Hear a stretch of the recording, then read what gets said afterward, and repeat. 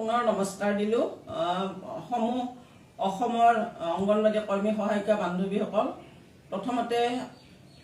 আপোনালোকক সংগ্ৰামী অভিনন্দন জনাইছোঁ লগতে হঠাতে আমি ফেচবুক লাইভত আহিব লগা হ'ল এইটো কাৰণত যোৱাকালি মন্ত্ৰীৰ কক্ষৰ পৰা আমাক মাতা হৈছিলে বিভিন্ন সমস্যাৰ আজিৰ ওপৰত আমিতো হাবুডাবু খাই আছোঁ সেইটো কাৰণত আমিও ততাতৈয়া কৰি অসম ৰাজ্যিক অংগনবাড়ী কৰ্মী আৰু সহায়িকা সন্থাৰ এটা সজাতি দলে মন্ত্ৰীৰ কক্ষত আলোচনাত বহিলোঁ আৰু তাত উপস্থিত আছিল মাননীয় আমাৰ ডিপাৰ্টমেণ্টৰ মাননীয় সঞ্চালক গৌৰীশংকৰ শৰ্মা ছাৰ আৰু অভিজিৎ সিনহা ছাৰ উপস্থিত আছিল বাইদেউৰ সৈতে গতিকে তাতে আমাৰ আলোচনা হ'ল 1 নম্বৰ আলোচনা হ'ল আমাৰ যি একত্ৰীকৰণ কৰা কৰ্মী আৰু সহায়িকাসকলৰ মানে সেৱাত কিবা বিজুতি ঘটা বুলি মানে উৰা বাতৰি ওলা বুলি কম নে কিয়ে কম এইটোত মানে আমিও বেয়া পাইছিলোঁ যে যদি এইটো হয় তেতিয়াহ'লে বৰ বেয়া হ'ব সেইটো কাৰণত বাইদেউৰ লগত প্ৰথমতে আলোচনা হ'ল যে এইটো কি ব্যৱস্থাত আছে একত্ৰীকৰণ কৰা কৰ্মী সহায়িকাসকলে সেৱা কৰে অলপতে টিভি যোগে কৈছে যে 50% দিয়া হ'ব আৰু কিন্তু গ্ৰেজুৱেশ্যন থাকিব লাগিব বুলি ঘোষণা কৰিছিলে তো এইটো ক্ষেত্ৰত আমি মানে অসম ৰাজ্যিকৰ নেতৃবৃন্দই অলপ ইতস্তবোধ কৰিছোঁ এইটো কাৰণতে আমাক 2016 চনত যিটো ছুপাৰভাইজাৰ নিযুক্তি হ'ল তাতে মেট্ৰিকুলেট ছোৱালীয়ে 10 বছৰ অৰ্হতাত ছুপাৰভাইজাৰ হৈছিল কিন্তু এইবাৰ আৰু কিয় মানে গ্ৰেজুৱেশ্যন কমপ্লিট হ'ব লাগে বুলি প্ৰশ্ন কৰাত তেখেতসকলে কৈছে যে এইটো কেন্দ্ৰৰ নিৰ্দেশনা আৰু কেন্দ্ৰৰ নিৰ্দেশনা আমি নুই কৰিব নোৱাৰোঁ সেইটোৱে থাকিব বুলি ক'লে তথাপিও আজি মন্ত্ৰী মহোদয়ে মানে ডাইৰেক্টৰক কৈছে আমাৰ সঞ্চালক মহোদয়ক যে কিছুমান সৰু সুৰা কথা লৈ এওঁলোকে মোৰ তাতে আহিব নালাগে আপুনি অন্তত মাহত এওঁলোকক এবাৰ মাতি দিব এইটো কাৰণত আমি অলপ আমাৰ ভাল লাগিল যে নহওক আৰু এটা ডাঙৰ কথা আলোচনা হ'ল সেইটো শেষৰ আলোচনাটো হ'ল মাননী বৃদ্ধিৰ ওপৰত মানে আমাৰ ফালৰ পৰা বাইদেউলৈ প্ৰশ্ন নিক্ষেপ কৰা হ'ল যে মাননী আমাৰ কেতিয়া বৃদ্ধিৰ ঘোষণা কৰিব আৰু কিমান কৰিব তেতিয়া বাইদেৱে কৈছে যে অইনক যিমান দিছে চৰকাৰে তাতকৈ আপোনালোকক অলপ হ'লেও বেছি দিব আৰু অহা অক্টোবৰ মাহৰ 2 তাৰিখে ঘোষণা হ'ব ইতিমধ্যে আমাৰ 50 বছৰ হ'ব গতিকে 50 বছৰীয়া হয়তো ICDSৰ জন্ম দিৱসৰ দিনাখনেই এইটো ঘোষণা কৰিব গতিকে একেবাৰে আলোচনা বেয়া হোৱা নাই তাৰোপৰি বিভিন্ন সমস্যা অংগনবাড়ী কৰ্মী সহায়িকাৰ আছে এই সমস্যা সমাধানৰ কাৰণে আমাৰ অসম ৰাজ্যিক অংগনবাড়ী কৰ্মী আৰু সহায়িকা সন্থাই যত পৰনাস্তি চেষ্টা কৰি আছে সমস্যা সমাধানৰ কাৰণে লগতে 9 জুলাইত যি দেশজোৰা আমাৰ কাৰ্যসূচী এটা ৰখা হৈছে মই বিনম্ৰতাৰে অনুৰোধ জনাইছোঁ অসমৰ সকলো প্ৰান্তৰ কৰ্মী সহায়িকা বান্ধৱীয়ে আমাৰো দাবী আছে এই দেশজোৰা কাৰ্যসূচীত সকলোৱে যাতে দলে বলে আহি কিনে মানে আমাৰ এই কাৰ্যসূচীটো সফল হোৱাত সহায় কৰে মই এইখিনিকে অনুৰোধ ৰাখিছোঁ লগতে মোৰ লগত আমাৰ ৰাজ্যিক সংগঠনৰ সম্পাদিকা আছে তেওঁ দুখাৰমান ক'ব ধন্যবাদ নমস্কাৰ আমি অসম ৰাজ্যিক অংগনবাড়ী কৰ্মী সহায়িকাই পুনৰবাৰ ফেচবুক মাধ্যমেৰে সমূহ অংগনবাড়ী কৰ্মী সহায়িকালৈ বাৰ্তা লৈ আহিছোঁ আমি সংগ্ৰামী অভিনন্দন জনাইছোঁ আমি দীৰ্ঘদিনীয়া দাবীৰ ফলত আজি সন্মানীয় মহিলা আৰু শিশু কল্যাণ মন্ত্ৰী অজন্তা নেওগ বাইদেউৰ লগত আমি আজি 11জনীয়া বিষয়ববীয়া গ্ৰুপে আলোচনাত মিলিত হৈছোঁ আলোচনা আছিল আমাৰ বিভিন্ন সমস্যাৰ ওপৰত বিশেষকৈ যি কেন্দ্ৰবিলাক একত্ৰীকৰণৰ ফলত হোৱা সমস্যা হৈ আছে আমাৰ বান্ধৱীসকলে ভুক্তভোগী হৈ আছে সেই সমস্যা কথা আমি যোৱা 3 তাৰিখে আমাৰ সঞ্চালক মহোদয়ক জনাব গৈছিলোঁ সঞ্চালক মহোদয়ে ক'লে যে মন্ত্ৰী মহোদয়ক আপোনালোকে লগ ধৰক জনাওক সেই সূত্ৰে আমি যোৱা 9 জুনত আমি এখন আবেদন পত্ৰ দিয়া হৈছিল সেই আবেদন পত্ৰ সেইদিনা আমি লগ পোৱা নাই সন্মানীয় মন্ত্ৰী মহোদয়ক আমি তেখেতৰ লগত সাক্ষাৎ কৰাৰ কাৰণে এখন আবেদনো আমি দি আহিছিলোঁ তাৰ ভিত্তিত আজি তেখেতসকলে আমাক মাতিছে আলোচনাত আমি 11জনে মিলিত হৈছোঁ একত্ৰীকৰণৰ বিষয়ে প্ৰথম আমি আলোচনাত আনিছোঁ এই একত্ৰীকৰণৰ ফলত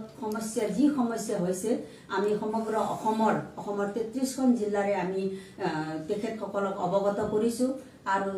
এই সমস্যা অতি সোনকালে সমাধান কৰাৰ কাৰণে আমি তেখেতসকলক জনাইছোঁ আৰু তেখেতসকলে কৈছে যে নিৰ্দিষ্টকৈ কোন জিলাত কোন প্ৰকল্পৰ কোন কেন্দ্ৰত আপোনালোকৰ এই সমস্যা হৈছে আপোনালোকৰ ফালৰ পৰা এটা তথ্য দিয়াৰ কথা কৈছে। গতিকে আমি আহ্বান জনাইছোঁ অংগনবাদী কৰ্মী সহায়িকা বান্ধৱীসকল জিলাৰ নেতৃবৃন্দ আপোনালোকে যাতে এই একত্ৰীকৰণৰ ফলত হোৱা কেন্দ্ৰত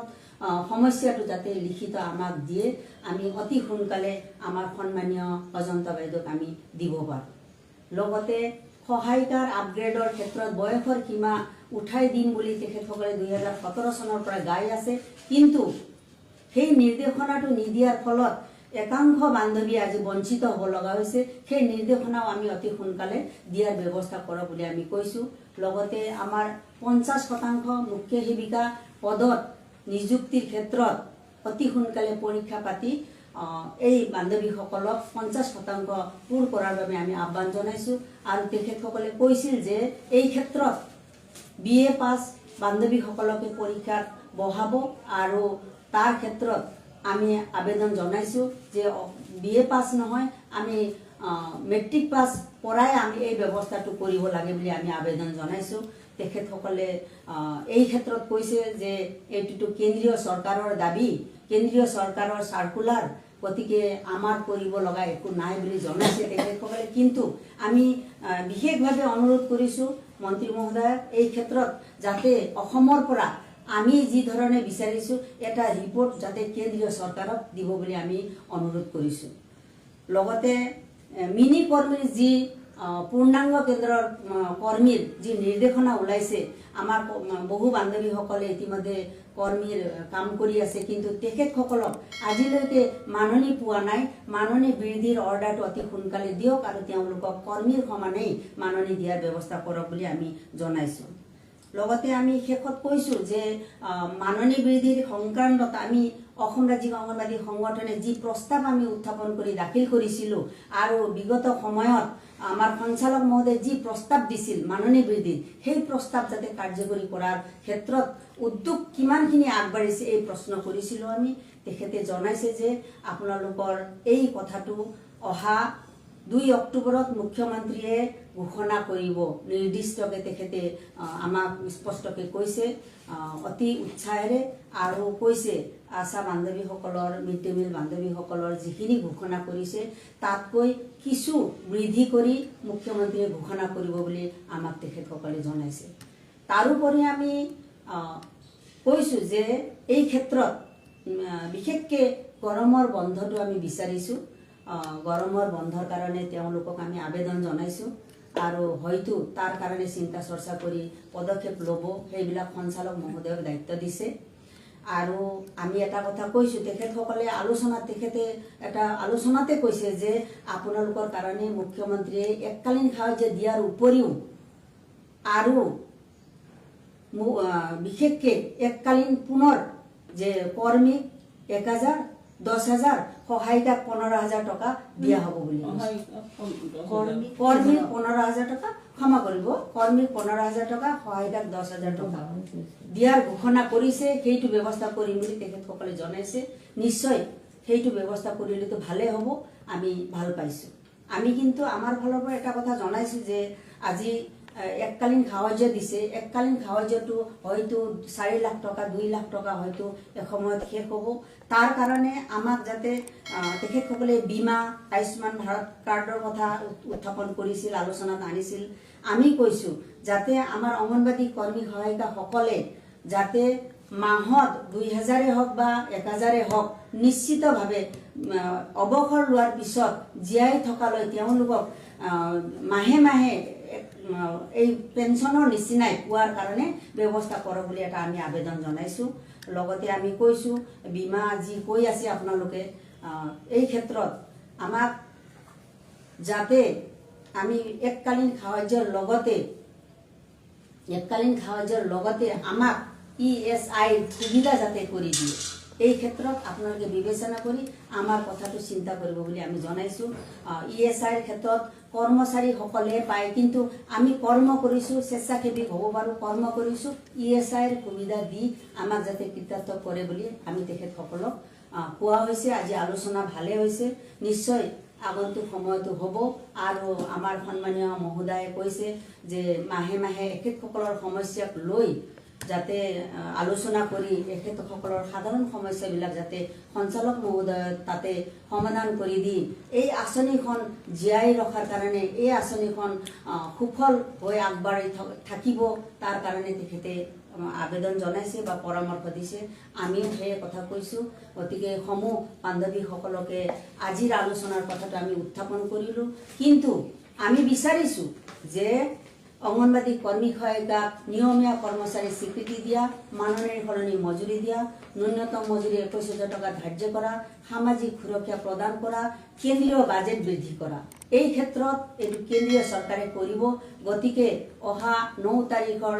ধৰ্মঘট, এই ধৰ্মঘটত এই দাবী সন্নিৱিষ্ট হৈ আছে। সকলো অল ট্ৰেড ইউনিয়ন ফেডাৰেশ্যনে যি আহ্বান জনায় এই ধৰ্মঘটত আমাৰ হৈ মাত মাতিব আহিছে। শ্ৰম সংহিতা বাতিল কৰা, ৰাজনৈতিক যি ব্যৱস্থা চলি আছে, দুৰ্নীতি হৈ আছে, এইটো ব্যৱস্থা যাতে নহয়, তাৰ কাৰণে এই প্ৰতিবাদীত 9 তাৰিখৰ প্ৰতিবাদীত সকলো কৰ্মী সহায়িকাই সহযোগিতা আগবঢ়াব বুলি আমি আহ্বান ৰাখি মই মোৰ কোৱাখিনি সামৰণি মাৰিছোঁ।